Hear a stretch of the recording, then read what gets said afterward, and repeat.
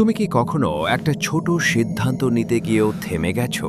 একটা message reply দিতে গিয়েও 10 বার ভেবেছো আর তারপর কিছুই করনি? এটাই ওভারথিংকিং, আর এটা ধীরে ধীরে তোমার জীবনটাকে থামিয়ে দিচ্ছে।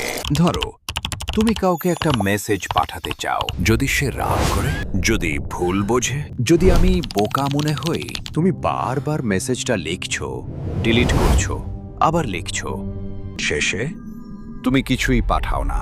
এই একটা ছোট জিনিসই তোমার আত্মবিশ্বাসকে ধীরে ধীরে খেয়ে ফেলছে। ওভারথিংকিং আসলে তোমার মস্তিষ্কের একটা প্রতিরক্ষা ব্যবস্থা।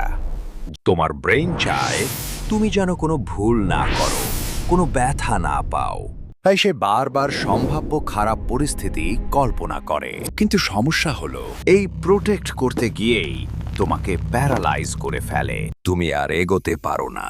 সত্যি যা হলো, ওভারথিংকিং তোমাকে সেফ রাখে না, এটা তোমাকে ছোট করে দেয়।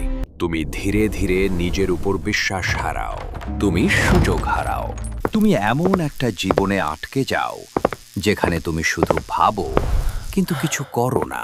কিন্তু একটা জিনিস জানো, ওভারথিংকিং বন্ধ করার জন্য তোমাকে চিন্তা বন্ধ করতে হবে না, তোমাকে শুধু অ্যাকশন নিতে হবে। ছোট ছোট ইমপারফেক্ট অ্যাকশন। আজ একটা ছোট কাজ করো যেটা তুমি অনেক দিন ধরে ভাবছো কিন্তু করছো না।